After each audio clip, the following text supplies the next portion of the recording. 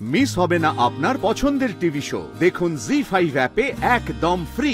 যদি ওরা ভেবে থাকে যে এই পুজোর বাহানায় রাজবাবাকে আমার থেকে কেড়ে নেবে সেই প্ল্যান করে, তাহলে ওরা জানে না কি হবে। আমি পুজোটাই হতে দেব না। এখন ঠিক আছে তো? অনেকটা রে বাবা, অনেকটা। একটু গায়ে চাপা দিয়ে দে না বাবা, পাচ্ছি না আমি।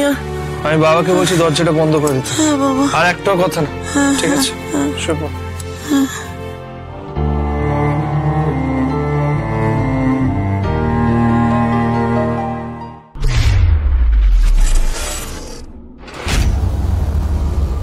বাদলের মুখে কালি দেবে আর আমি ওর মা হয়ে সেটা মেনে নেব নাকি? হ্যাঁ, কি ভেবেছো জিনিয়া, তা কি হয় নাকি? এমন ভয় দেখিয়েছি না, বাপের জন্মে ভুলবো না। সমু, সমু কোথায় আছো? ছেড়ে দিন আমাকে। একেবারে ছেড়ে দে মা, কেঁদে বাঁচি অবস্থা। এবার এই বাড়ির সব কটার এই অবস্থা করবো। না না না, ওই মহিলার না, ওই মহিলার অন্য কোনো মতলবে ছিলেন। আমি তোমাকে বলছি সোমা, ওই মহিলা আমাকে টার্গেট করেছে। বিশ্বাস করে টার্গেট করেছিল। তুমি ভাবতে পারছো আজ যদি আমি পড়ে যেতাম তাহলে আমার বাচ্চাটাকে কে দেখতো, ওর উপর কি হতো? বৌদি তুমি একটু শান্ত হয়ে বসো, বসো এখানে বসো। আমি জল আনছি। না, একটু জল খাও আমাকে।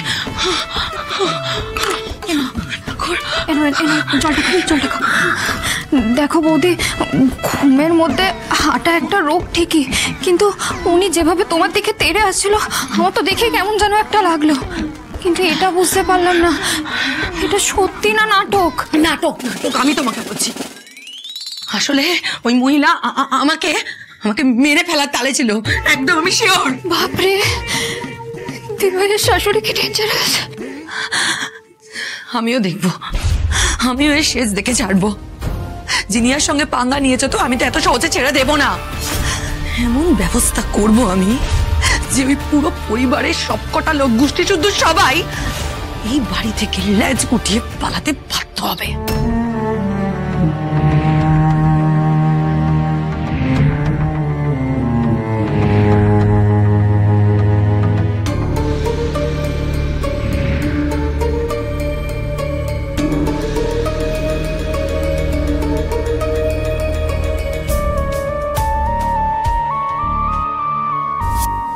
রাজা, এইসব কি হচ্ছে? কি করছো? সব মাথাটা কি খারাপ হয়ে গেল নাকি তোমার? না না না, এই কালকে রাতের ব্যাপারটা না অনেক বিশ্বাস হচ্ছে না। নাও চাটা নাও, ধরো। একটার পর একটা সমস্যা বেড়েই যাচ্ছে। তাহলে সমস্যার সমাধানের উপায় খুঁজে বের করতে হবে। দেখো রাজ, এবার না আমাদের দুজনকে উঠে পড়ে লাগতে হবে। যা করার আমাদেরকে করতে হবে। আর তার জন্য যেটা চাই সেটা হলো চাকরি। চাকরি? শ্রী, আমি চাকরি করতে পারবো না। আমার মাথায় অনেক বিজনেস আইডিয়া আছে, সেটা দিয়ে আমি বিজনেস শুরু করতে পারি, তো এখন তো সেটাও হচ্ছে না। সেটা যখন হচ্ছে না তাহলে সেটা নতুন করে করার চেষ্টা করো। আমি মনে করি কোনো কাজে ছোট হয় না। ইনিশিয়ালি তুমি যদি বড় করে শুরু না করতে পারো তাহলে ছোট করে শুরু করো। আর তার জন্য যদি চাকরি প্রথম ধাপ হয় তাতে ক্ষতি কি? না না শ্রী, তুমি ভুল বুঝছো। আমি কোনো কাজকে ছোট করছি না।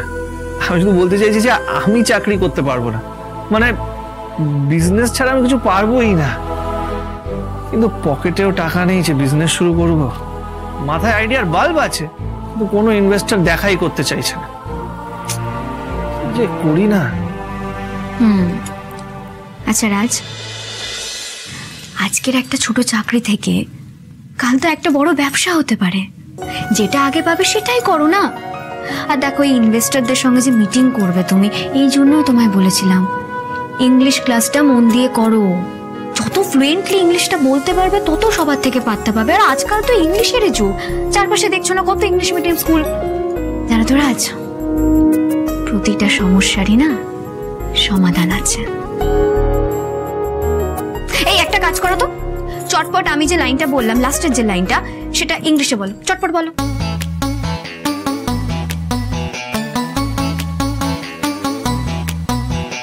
Every problem has a solution. Good.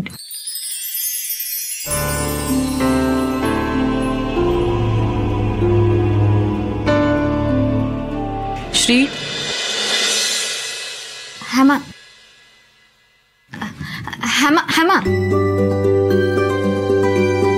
শোন না, আমি ভাবছিলাম বাড়িতে একটা সত্যনারায়ণ পুজোর ব্যবস্থা করব। একটা শান্তিযজ্ঞ করাতে হবে। আসলে একটা পর একটা যা কাণ্ড ঘটে যাচ্ছে, একটা শান্তিযজ্ঞ করানোটা খুব দরকার। আমি পুরোহিত মশাইয়ের সঙ্গে কথা বলে ফেলেছি। তুই একটু বৌদির হাতে হাতে কাজ করে দিস, আর রাজের মাকে একটু জানিয়ে দিস।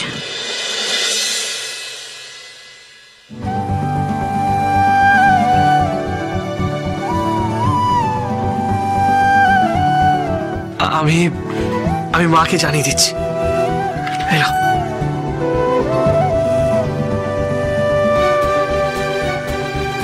স্ত্রীর মা বাড়িতে পুজো রেখেছেন। প্রথমে সত্যনারায়ণ পুজো হবে, তারপরে শান্তিযজ্ঞ। শান্তিযজ্ঞ? হ্যাঁ, এরকম একটা সময় বাড়িতে পুজো হওয়াটা ভালোই। এই সূত্রে যদি সবাই হাসি মুখে একে অপরের সাথে একটু ভালোভাবে কথা বলে। তুই একদম ঠিক কথা বলেছিস রাজ। একমাত্র ঠাকুরই পারে তার আশীর্বাদ দিয়ে আমাদের বাঁচাতে। ঠাকুরের আশীর্বাদী হিসেবে আমার বৌমাকে পেয়েছি, আর কি চাই? হয় এবার বৌমাকে নিয়ে আমি বাড়ি যাব, না হলে এখানে টাকা পয়সার হিসেব করব। কি বললে মা? মা তুমি একটু চুপ করবে? স্ত্রীর মা যা করছে না একদম ঠিক করছে, আর তুমি ওনাকে পুজোতে সাহায্য করার কথা না ভেবে টাকা পয়সার কথা ভাবছো। একে তো তোমরা সবাই না বলে দুম করে এখানে চলে এসেছো, আর ওরা এত সহ্য করছে, তাও আমাদের তাড়িয়ে দিচ্ছে না, আর তুমি শুধু প্রবলেম বাড়িয়ে যাচ্ছ। মানে কি বলছিস তুই? হ্যাঁ, স্ত্রীর মা যেটা করছে সেটা ভালোর জন্য করছে, আর আমি যেটা করছি সেটা খারাপের জন্য করছি। কি ভালো করছো মা তুমি?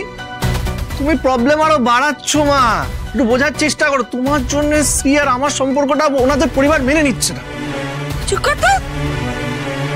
নিজের জন্যই কোথায় হাত ধরে বেরিয়ে যাবে স্ত্রীকে নিয়ে এ বাড়ি থেকে, তা নয় আমার ছেলে হয়ে এই বাড়ির গুণগান করছে।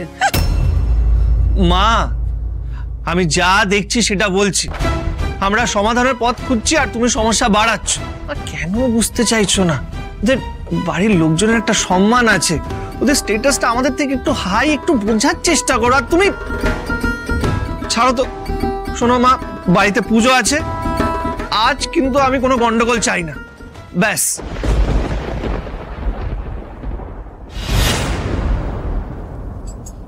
মহারাজ বাবা, আজকে আমার থেকে তোর শ্বশুর বাড়ির লোকজন বেশি আপন হলো। বাহ শুভা, তোমার ছেলে রাজ এই বাড়িতে ঘর জামাই হতে পেরেছে, তাই ওই বাড়িটাকে নিয়ে ভাবছে। তুমি কিন্তু সেটা পারছো না। আমার থেকে রাজবাবাকে কেউ কাটতে পারবে না, কেউ না। যদি ওরা ভেবে থাকে যে এই পুজোর বাহানায় রাজবাবাকে আমার থেকে কেড়ে নেবে, সেই প্ল্যান করে, তাহলে ওরা জানে না কি হবে।